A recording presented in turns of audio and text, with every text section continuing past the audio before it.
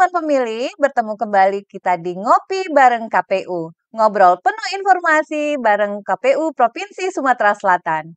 Kali ini bersama tamu kita, Bapak Handoko, anggota KPU Provinsi Sumatera Selatan, Divisi Teknis Penyelenggaraan Pemilu. Selamat datang di podcast KPU Provinsi Sumatera Selatan, Pak Handoko. Ya, terima kasih. Apa kabarnya, Pak? Alhamdulillah sehat, Bu. Ya, alhamdulillah sehat ya.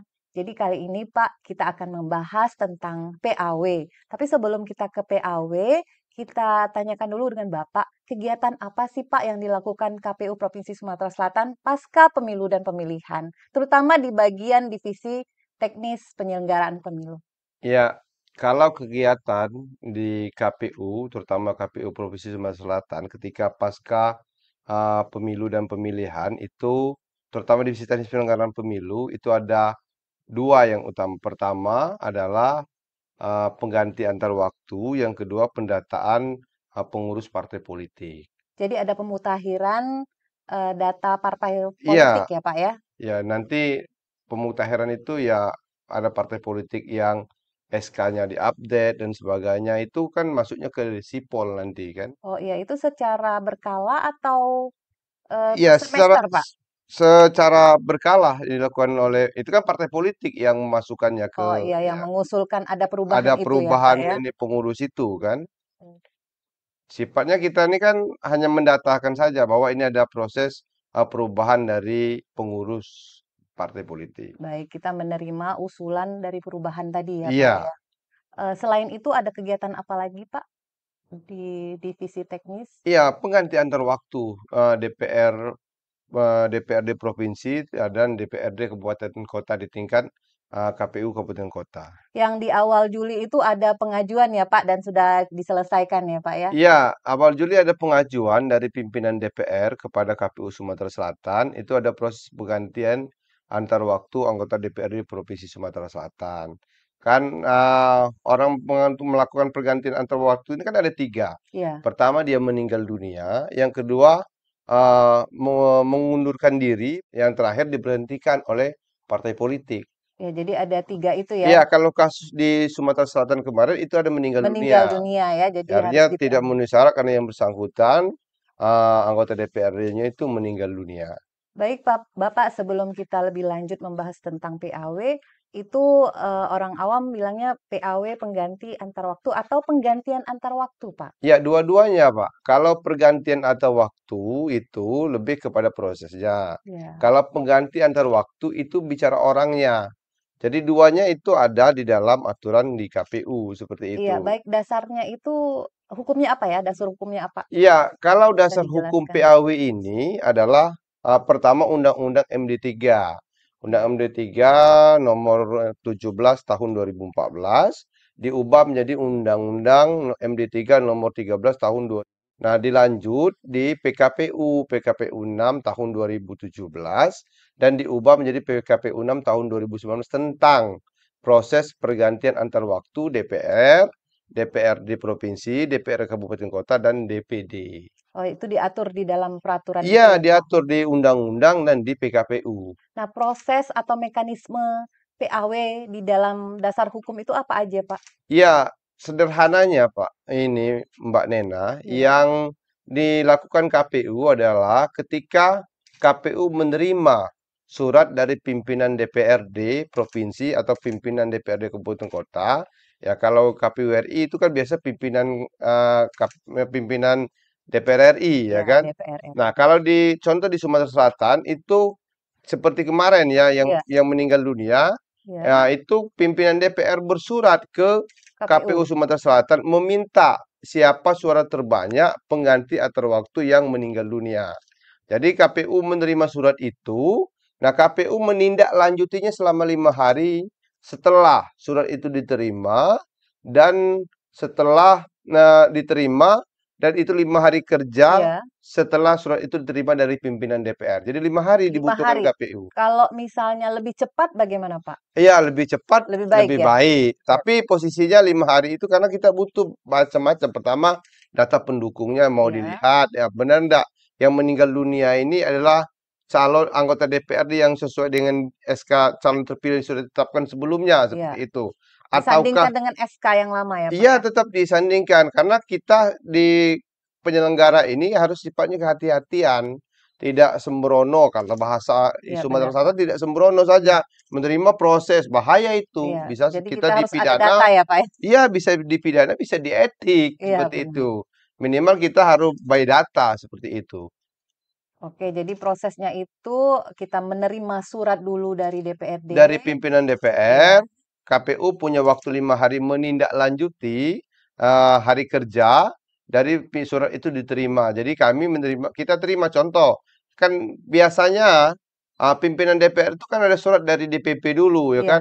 Siapa yang pengen diganti? iya, Nah, kalau kasus kayak Sumatera Selatan kemarin yang di iya, Dapil 6 itu ya, Pali, sudah itu Dapil 6 Pali, Muara Enim dan Prabu Muli, sederhana karena meninggal dunia dan ditetapkan oleh DPP suara terbanyaknya memang yang bersangkutan.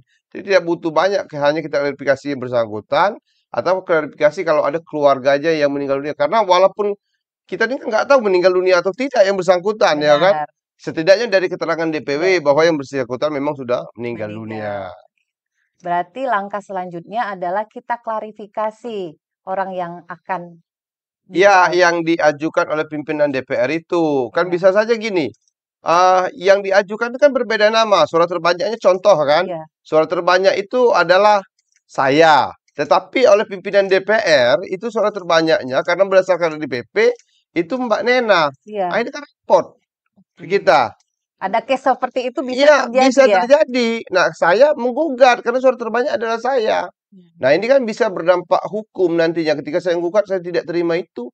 Nah, saya sampaikan bahwa contoh saya klarifikasi nanti saya membuat surat bahwa ini saya ajukan di pengadilan. Ya nunggu sampai ingkrah seperti itu. Tetap tidak sampaikan. Jadi kalau proses itu mau apapun hasilnya, tetap kita menyampaikan ke pimpinan itu selama 5 hari pimpinan DPR itu. Soal nantinya DPR memutuskan dalam Iya, Banmus dan betul. sebagainya itu ini kembali ke pimpinan DPR seperti itu. Baik, jadi itu Bahwa sifatnya KPU tetap kehati-hatian dalam benar. proses PAW itu harus dimaknai bahwa proses kita penyelenggara itu satunya hati-hati. Iya, dengan tadi klarifikasi. Klarifikasi, beda nama, bahkan bahasanya tuh bisa beda dapil. Iya, Contoh kasus di Banyuasin ya kan, itu satu dapil itu diberhentikan oleh partai politik. Kan memang ada aturannya boleh dari dapil dapil terdekat seperti itu, Pak, diambil ya. ya kan. Iya, Tapi ini berdampak hukum karena semuanya diberhentikan ya kan. iya, Dan tidak ada lagi dalam dapil itu yang masuk ya kan. Bahkan yang ditetapkan itu mau di dapil sebelum memang diperbolehkan tapi sifatnya KPU tetap menyampaikan bahwa suara terbanyak siapa di dapil itu. oh iya, Pak. Setelah proses klarifikasi, apa saja yang kita laksanakan ya, Pak, ya, sebelum kita mengirimkan surat ke DPR? Ya, dalam selama proses klarifikasi ya kan tentu kita sesuai tingkatannya kan contoh kalau kita partai mana partai A ya DPW atau DPD-nya Iya, nanti kita minta klarifikasi. Kedua kalau beliau meninggal contoh dari keluarganya kan. Sudah itu yang terakhir kalau memang dia diberhentikan kan bisa keterangan dan yang bersangkutan kan yang diberhentikan itu contoh saya jadi DPR diberhentikan oleh partai politik. Nah, saya klarifikasi, Bapak berhenti ke partai ini dulu suratnya. Nah, itu kan proses kita mengklarifikasi itu untuk melihat kebenaran dari proses pergantian antar waktu itu. iya, itu untuk dasar pleno juga ya, Pak? Benar, Dasar karena pleno sudah KPU ya? dari itu pleno kan KPU dari pleno itu menyampaikan surat ke pimpinan dan sebagainya. Iya, Nantilah kelengkapan yang lain-lainnya. oke, termasuk berita acara pleno ya, Pak? Iya, yang disampaikan di pimpinan itu selama 5 hari dari proses selesai, ya KPU menyampaikan surat pengantar, ya Iya, kan, berita acara pleno, ya kan, iya, sudah itu di hasil iya. di hasil contoh yang kalau di provinsi, di hasil provinsi dapil 6, Jadi ya di kan, hasil itu dilampirkan kembali ya, Pak, ya? iya dilampirkan, karena orang tentu dokumennya kan ada yang masih ada yang Iya, tidak. Karena kita kan yang masih pegang itu. mhm. Sudah itu SK penetapan calon terpilih, terutama di dapil yang ada proses PAW Jadi itu. walaupun DPRD sudah memiliki SK itu tetap kita lampirkan Iya, karena yang jadi dasar orang itu kan dari ya kita. dari kita, oke. Heeh, yang punya data itu kan dari kita. Jadi Baik SK dari lengkap terpilih, lengkap di ya, Pak, ya? hasil. Ya kalau kita ke orang lain susah. Makanya kan Yo, sebenarnya kalau itu kewenangan hanya di pimpinan DPR bisa saja dia menetapkan siapa. Tapi karena posisinya ada proses ditetapkan di undang-undangnya, di PKPU-nya bahwa KPU itu adalah salah satunya ada proses pergantian antar waktu, maka dokumen yang lengkap itu ada di KPU. Iya, Kalau diserahkan ke ini susah, bahaya itu bisa konflik baru. iya. Ya, tentu orangnya yang berbeda atau suara terbanyaknya beda, ya itu. Baik, jadi kita mengumpulkan data juga untuk lampiran dari surat pengantar yang akan kita sampaikan ke Iya, kantor ke DPRD, ke kepada pimpinan ketua DPRD ya, melalui DPRD. nanti kan yang sekretariat masing-masing kan. Yang penting kan kita selama 5 hari kerja setelah kita menerima surat dari pimpinan DPR itu kita lakukan proses pergantian antar waktu itu. Proses PAW ini telah kita laksanakan selain Sumsel untuk kabupaten kota, Pak. Kabupaten kota mana yang sudah ada proses PAW?